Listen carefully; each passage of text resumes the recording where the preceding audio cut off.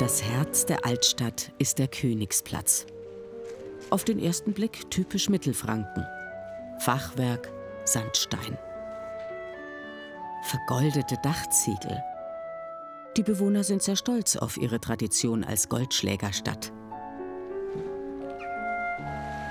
Die Schwabach, sie hat dem Ort den Namen gegeben. Hier finden sich sehr kleine Häuschen, früher von Fischern und Handwerkern bewohnt. Familie Jahnke lebt in so einem Haus, 1735 erbaut, nach einer Flut, die alles verwüstet hatte. Hallo. Hallo. Hereinspaziert. Also, herzlich willkommen in unserem kleinen Schwabacher Häuschen. Wenn Sie mal näher treten, dann sehen Sie eigentlich auch schon 80% von diesem Haus. Das ist also die gesamte Grundfläche, so 6x6, 7x7 Meter ungefähr, mehr ist es nicht. 2007 ist Familie Jahnke eingezogen. Die Vorbesitzer haben ihr ein Album über die Geschichte des Hauses vererbt. Ja, ich kann Ihnen die alten Fotos mal zeigen, die wir haben. Das dürfte hier gleich das älteste sein, also so circa 100 Jahre alt. Die Familie, die stolz vor unserem Haus steht. Da geht die Treppe nach vorne runter. Das sind die Nachbarhäuser, also so sah Schwabach, so sagen wir mal vor 80 bis 100 Jahren aus. Also so ein typisches, altes, mittelalterliches Städtchen. Und unser Haus ist gerade da auf dem Foto nicht drauf, das ist links davon. Und da sehen Sie den Zustand, diesen schlechten Zustand, den das Haus Ende der 1970er, das ist März 1979. Also das Haus ist vollkommen verfallen. Von außen, da bröckelt's und schimmelt's. Und drinnen ist es vollkommen verbaut und runtergekommen. Anfang der 80er Jahre renovierte ein Vorbesitzer das Haus von Grund auf. Im Keller baute er 3 Pumpen ein, die das Gebäude trocken halten. Denn es liegt direkt neben der Schwabach auf der Höhe des Grundwasserspiegels. Gehen wir mal hoch. Also gut. Im ersten Stock teilen sich die Buben ein Zimmer. Hier ist unser zweistöckiges Bett. Und hier ist unser Maltisch, der manchmal vielleicht ein bisschen voll steht. Und da spielen wir immer mit unserem Playmobil-Männchen und unserem Kaufladen. Und wenn wir Mittagspause machen, ist das hier eigentlich nicht ganz schön gemütlich. Ja. Hier sieht man auch noch so ein bisschen, dass das Haus mal total verbaut war. Also hier waren wohl mehr als 10 Zimmer auch in diesem kleinen Haus. Und das wurde alles durchgebrochen dann. Also da sind die Balken noch zu erkennen. Das war wohl eine kleine Kammer. Auf welch engem Raum die Menschen hier früher gelebt haben. Vielleicht können sich's ja die Meerschweinchen vorstellen. Auch die Jahnkes nutzen jeden Winkel. Das ist das Obergeschoss, das Dachgeschoss. Und hier ist nicht mehr viel Platz. Also das besteht ja nur noch aus Dachschräge. Aber hier ist unser Schlafzimmer, das ist von meiner Frau und mir. Und mein Arbeitsbereich, in dem ich als Lehrer viele Stunden verbringe und Unterricht konzipiere und korrigiere. Zu einer fränkischen Kleinstadt gehört eine Stadtmauer. Leider wurde sie 1873 zum Großteil abgerissen. Dieser Turm hat überlebt. Hier wohnen Reinhold Bohlsen und seine Frau.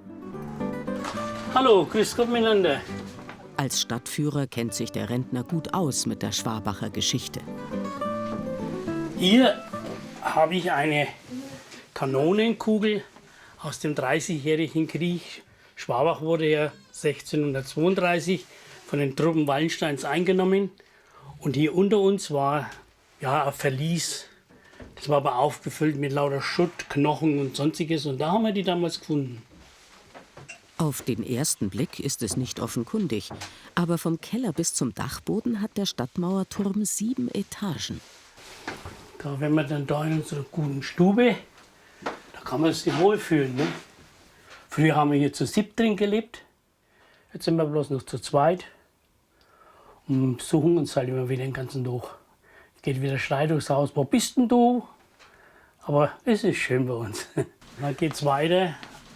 Die vorletzte Treppe an der Bibliothek vorbei. In den Fitnessbereich von meiner Frau. Und dann kommen wir hier direkt durch diese Tür auf die Stadtmauer. Die Ebene, wo wir hier sehen, war früher die Verteidigungsebene der Schwabacher Soldaten. Und jetzt ist es unsere Sommerresidenz. Ja, wenn man hier so auf der Mauer drum steht, haben wir also hier unser kleines Paradies. Wir haben hier unseren Grill, haben hier unseren Tisch und sind aber mitten in der Stadt. Dann schauen wir mal rauf in unser Kino. Wir sind froh, dass wir noch nicht irgendwelche Probleme mit dem Laufen haben. Aber ich denke mal, weil wir unser ganzes Leben ja praktisch seit 55 Jahren renne ich da die Treppen hoch, dass wir das noch lang durchhalten können. Und wenn es gar nicht mehr geht, dann wird der Treppenlift einbaut irgendwie, aber rausgehen wir da nicht. Reformationsstadt Europas. 1529 wurden hier die Schwabacher Artikel verfasst, eine Vorlage für das evangelisch-lutherische Bekenntnis. Termin für eine außergewöhnliche Vorführung. Grüß Gott, ich begrüße Sie ganz herzlich hier in der Schwabacher Stadtkirche.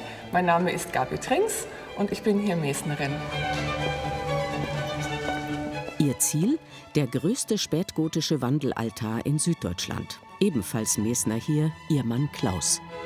Wir zeigen Ihnen jetzt unseren Fernseher des Mittelalters. Hier kann man sagen, das erste Programm, nämlich die Passionsseite. Der Altar wurde um 1500 geschaffen und stammt aus der Werkstatt von Michael Wohlgemuth. So, dann wechseln wir zum zweiten Programm. Da kommt jetzt dann die Werktagsseite zum Vorschein. Die Gemälde zeigen Szenen aus dem Leben der Kirchenpatrone, hier des heiligen Martin. Die haben schon ein ganz schönes Gewicht. Und jetzt kommt unsere wunderschöne Feiertagsseite. Dann erstrahlt nämlich der Altar in unserem schönen Schwabacher Blattgold. Wahrscheinlich hat der berühmte Bildhauer Veit Stoß die Figuren der Festtagsseite geschnitzt. Der letzte Beweis fehlt. So, unser Ziel ist jetzt das Türmerstübchen, ungefähr 38 Meter hoch. Ich bitte zu folgen.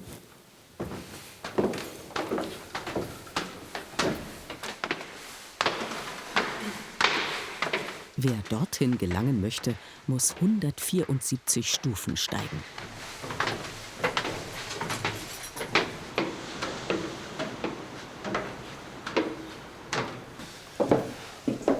Und das ist die Türmerstübe. Hier hat bis 1912 ein Türmer gelebt. Vielleicht hat er da hinten geschlafen, vielleicht hier gegessen. Er musste ja immer alles im Blickfeld haben, ob es irgendwo gebrannt hat. Denn das war seine Aufgabe, dass er dann Alarm geschlagen hat. Und das ist jetzt was für Schwindelfreie. Ja, nicht jeder schafft es, hier nach draußen zu gehen. Viele brauchen erstmal eine kleine Pause, um sich an die Höhe zu gewinnen. Aber uns beiden macht es ganz viel Freude, Schwabach von oben zu betrachten. Am nordöstlichen Rand der Altstadt das alte Gaswerk. Mit ihm begann 1864 die zentrale Energieversorgung der Stadt.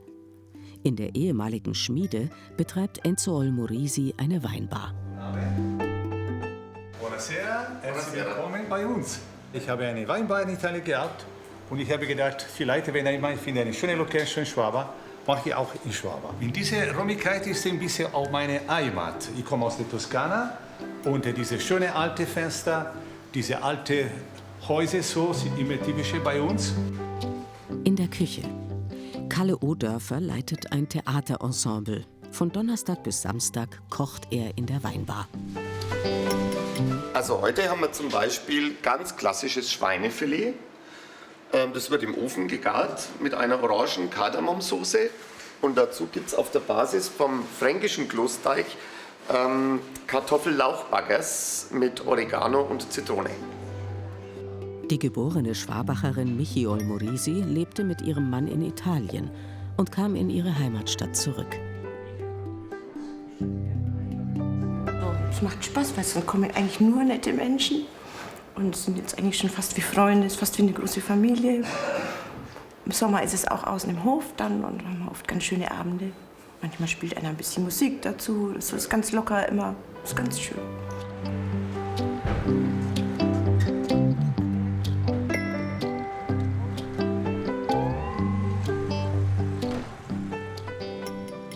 Die Olmurisis können sich nichts Schöneres vorstellen. Es wird wohl noch ein längerer Abend in der Schwabacher Altstadt werden.